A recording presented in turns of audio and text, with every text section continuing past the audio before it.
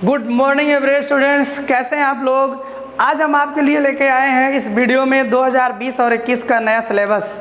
बहुत दिनों से बच्चे परेशान थे इस साल जो हमको एग्ज़ाम देना है उसमें कौन कौन सा लेसन रहेगा, कौन कौन सा टॉपिक रहेगा। तो इन सारी समस्याओं के समाधान के लिए बच्चों हम आपके लिए वीडियो लेके आए हैं। आप सबको पता है कि कोविड-19 महामारी की वजह से शिक्षा सत्र 2020 और 21 शुरू होने में बहुत लेट हो गया।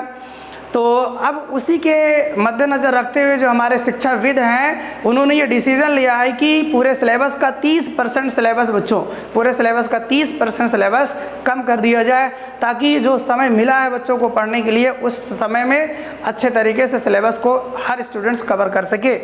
अब इसलिए जो है सिलेबस को कम कर दिया गया है। तो बच्चे तरह तरह के अनुमान लगाते थे कि कुछ लेसन पूरी तरीके से काट दिए जाएंगे, 4 या 6 लेसन काट दिए जाएंगे, कि कुछ लेसन से कुछ केवल विशेष टॉपिक काटा जाएगा बच्चों। तो आप ध्यान से सुन लीजिए, पहले जितना लेसन था यानी जितने चैप्टर आपके हर बुक में हर सब्जेक्ट में था उतना आज भी हैं, उतना सारा लेसन आपको पढ़ना। लेकिन ये जो 30% कम कर दिया गया है वो हर लेसन से थोड़ा थोड़ा कम कर दिया गया है, यानी हर लेसन से थोड़ी थोड़ी हेडिंग कुछ हेडिंग काट करके एक नया सिलेबस बनाया गया है, कोई भी लेसन छोड़ा नहीं गया है। तो इस तरीके से हर लेसन से 30% काट करके पूरे सिलेबस का 30% कम कर दिया गया है। ओवरऑल अब आपको बच्चों 70% ही पढ़ना है। तो हम आपको ऑनलाइन वीडियो के माध्यम से 9 से लेकर के 12 तक जो नया सिलेबस यूपी बोर्ड का आया हुआ है उसको हम बोर्ड पर लिख करके एक एक टॉपिक डिटेल से डिस्कशन करने वाले हैं। चलिए सबसे पहले स्टार्ट करते हैं कक्षा 12 मैथमेटिक्स का सिलेबस।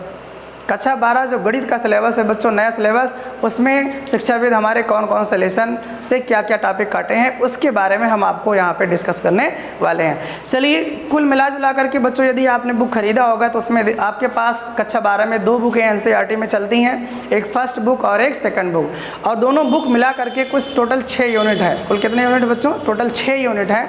उन 6 यूनिटों में सब कुछ है, अभी सारी यूनिट है, कोई भी यूनिट पूरी तरीके से काटी नहीं गई है। आप ज़रा सोचिए, अगर कोई पूरी यूनिट ही पूरी तरीके से काट दी जाती तो उसके बारे में आपको बच्चों कोई भी जानकारी नहीं हो पाती। इस वजह से सारे यूनिट रखे गए हैं, बल्कि एक नया तरीका निकाला गया कि जो यूनिट है हर यूनिट में से थोड़ा थोड़ा हेडिंग कम कर दिया जाए ताकि सिलेबस जो है छोटा हो जाए। चलिए आइए देखते हैं। सबसे पहले हम बात करते हैं बच्चों यूनिट फर्स्ट की। आप मैथ की बुक ले लीजिए बच्चों, और जो मैं टॉपिक बता रहा हूँ उस टॉपिक पर आप मार्क कर लीजिए, चिन्ह लगा लीजिए या कोई भी संकेत आप बना लीजिए कि इन टॉपिक को हमको नहीं पढ़ना है। आप बुक उठाइए, आप तुरंत जैसे जैसे मैं बता रहा हूँ वैसे वैसे आप उसमें टिक करते जाइए। यदि जिन बच्चों के पास बुक नहीं है या पुरानी बुक अवेलेबल है या मार्केट में जो भी नई बुक आएंगी उसमें सिलेबस कम करके आएंगे कि क्या कैसे आएगा उसको भी देखा जाएगा। आप जिनके पास बुक नहीं बच्चों वो इन टॉपिक को कॉपी कर लें, लिख लें, और जिनके पास बुक है वो अभी जो है मार्क करते हुए चलें। चलिए कक्षा 12 के मैथमेटिक्स में बच्चों टोटल 6 यूनिट है। तो 6 यूनिट में पहले यूनिट के बारे में हम बात करते हैं कि क्या क्या था और क्या क्या अभी अब नहीं है। तो इसमें आप देखेंगे बेटा, पहला जो यूनिट था रिलेशन और फंक्शन। आप बुक खोलिए, उसमें पहला चैप्टर आप पाएंगे रिलेशन एंड फंक्शन। रिलेशन और फंक्शन में आप देखिए 2 लेसन था बेटा। रिलेशन और फंक्शन में कितने लेसन आपके? 2। पहला था संबंध और फलन, वही जो यूनिट का नाम है वही लेसन का भी नाम था, और दूसरा था बच्चों इनवर्स ट्रिगोनोमेट्रिक फंक्शन यानी प्रतिलोम त्रिकोणमितीय फलन। तो फर्स्ट यूनिट में 2 लेसन थे बेटा। उन दोनों लेसनों में से क्या क्या कटा है वो आप देखिए, बोर्ड पर लिखा हुआ है। आप देखेंगे बेटा संयुक्त फलन यानी कंपोजिशन ऑफ फंक्शन, आप निशान लगाते जाइएगा। फलन का व्युत्क्रम inverse of a function, binary operation, 2 आधारित संक्रियाएं। ये बेटा रिलेशन और फंक्शन जो कि आपके मैथमेटिक्स की बुक में पहला लेसन था उसमें से ये 3 टॉपिक हटा दिया गया है। सॉरी, देख लीजिए बेटा, composition of function, inverse of a function और बाइनरी ऑपरेशन, ये तीनों टॉपिक आपके सिलेबस से हटा दिया गया। अब इसको आपको नहीं पढ़ना है, इससे संबंधित जो एक्सरसाइज थी उसको भी आपको नहीं करना है। इसके बाद जो फर्स्ट यूनिट का दूसरा लेसन था बेटा, फर्स्ट यूनिट का दूसरा lesson ITF inverse trigonometric function में क्या हटाया गया वो आप देख लीजिए। इसमें ग्राफ हटा दिया गया पूरी तरीके से। 6 त्रिकोणमिति जो इनवर्स त्रिकोणमिति फंक्शन है, sine inverse, cos inverse, tan, cot, sec, cosec inverse, इनका बच्चों ग्राफ खींचना था, ग्राफ से डोमेन और रेंज ज्ञात करना था, निकालना था, जब जो कि अब आपके सिलेबस से हटा दिया गया है। और इनकी जो बेसिक प्रॉपर्टी थी देखिए, त्रिकोणमितीय फलनों के प्रारंभिक गुणधर्म। ये 2 हेडिंग आप देख लीजिए बच्चों, किताब खोल करके उसको मार्क कर लीजिए। अब आपको इसको नहीं पढ़ना है। तो ये पहले यूनिट से इतने टॉपिक हटाया गया। आई होप आपको अच्छी तरीके से बच्चों समझ में आ गया होगा। चलिए अब बात करते हैं बेटा दूसरी यूनिट की। तो कक्षा 12 के मैथमेटिक्स सिलेबस में जो दूसरी यूनिट थी बेटा, उसमें पूरी तरीके से अलजेब्रा था। अलजेब्रा में 2 चैप्टर उसमें रखे गए थे पुराने सिलेबस में, एक आबी और एक सार्डिक। तो जो पुराना सिलेबस था बच्चों, आज भी वही सिलेबस है, यानी कि इसमें से कुछ भी काटा नहीं गया है। पूरी तरीके से आबी पढ़ना है, पूरी तरीके से डिटर्मिनेंट यानी सार्डिक पढ़ना है। इसमें कुछ भी काटपिट नहीं किया गया है। आप जितने एक्सरसाइज जितने टॉपिक थे वो अब भी हैं, पूरी तरीके से इसको आपको पढ़ना है। इसलिए देखिए बच्चों, बोर्ड पे हमने सेकंड यूनिट नहीं लिखा है। थर्ड यूनिट आपकी जो है बेटा, थर्ड यूनिट आप देखिए कंटिन्यूटी एंड डिफरेंशियबिलिटी है। थर्ड यूनिट क्या है? कंटिन्यूटी एंड डिफरेंशियबिलिटी, सततता तथा अवकलनीयता, सततता तथा अवकलनीयता। ये आप बुक खोलेंगे तो आपको तीसरा यूनिट दिखेगा। इस यूनिट में बच्चों ये पूरी तरीके से कैलकुलस का पोर्शन है, जिसको हम कलन कहते हैं, कैलकुलस का पोर्शन है। इसमें आप देखेंगे रोले तथा लैंग्राज। आप बीच में जाएंगे, शुरुआत कंटिन्यूटी डिफरेंशियबिलिटी के बाद एक लेसन आता है रोले तथा लैंग्राज के मध्यमान प्रमेय। रोले और लैंग्राज के मध्यमान प्रमेय, ये टॉपिक अब बच्चों नहीं है। आप बुक उठाइए, आप केवल हेडिंग खोज लीजिए, इसको आप मार्क कर लीजिए कि अब ये हमको नहीं पढ़ना है, अब ये हमारे सिलेबस में नहीं है, इसको आप मार्क कर लीजिए बेटा। तो और बाकी सब कुछ है इसमें। आपको फंक्शन की कंटिन्यूटी, फंक्शन की डिफरेंशियबिलिटी और जितने प्रकार के फंक्शन थे उनका अवकल गुणांक ज्ञात करना और एप्लीकेशन ऑफ डेरिवेटिव यानी अवकलज के अनुप्रयोग, वो पूरी तरीके से बच्चों पूरा टॉपिक पढ़ना है। केवल ये रोले और लैंग्राज ये आपके सिलेबस से हटा दिया गया। अब आते हैं बच्चों यूनिट नंबर 4 की बात करते हैं। यूनिट नंबर 4 में आप देखेंगे, इस यूनिट का नाम था वेक्टर। इसमें हम लोग बच्चों वेक्टर के बारे में पढ़ते थे। कक्षा 11 के फिजिक्स में आप लोगों ने वेक्टर के बारे में थोड़ा सा इंट्रोडक्शन लिया होगा। वहाँ पे वेक्टर क्वांटिटीज़, स्केलर क्वांटिटीज़ के बारे में आप लोगों ने देखा होगा। तो वेक्टर क्वांटिटीज़ का अदिश गुणनफल, वेक्टर क्वांटिटीज़ का सदिश गुणनफल यानी डॉट प्रोडक्ट और क्रॉस प्रोडक्ट, ये इस टॉपिक में रखा हुआ था। लेकिन इसमें से क्या हटाया गया वो आप देख लीजिए। सदिशों के अदिश त्रिक गुणनफल, सदिशों के अदिश त्रिक गुणनफल, ये टॉपिक बेटा आपको नहीं पढ़ना है। आप खोलिए यूनिट नंबर 4, उसमें आप देख लीजिए, इस टॉपिक को आप मार्क कर लीजिए, अब इसको नहीं पढ़ना है। बाकी इसमें बहुत सारी चीज़ें हैं बच्चों, अदिश गुणनफल है, सदिश गुणनफल है, और भी उस पर बहुत सारे प्रूफ्स अलग अलग एक्सरसाइज में अलग अलग तरीके से दिया है। इसका कुछ एप्लीकेशन भी दिया है, तो वो सारी चीज़ें पढ़ना है। केवल ये आप निशान लगा लीजिए, त्रिक गुणनफल आपको दिख जाएगा, उस पर आप मार्क कर लीजिए। अभी आपके सिलेबस से पूरी तरीके से हट चुका है। ओके, आगे चलते हैं बेटा। ये इसी में यूनिट नंबर 4 में introduction of 3D geometry. Introduction of 3D geometry में आप देखेंगे त्रिविमीय ज्यामिति का परिचय। आप खोलिए लेसन, उसमें लिखा होगा आपका यूनिट नंबर 4 है त्रिविमीय ज्यामिति का परिचय।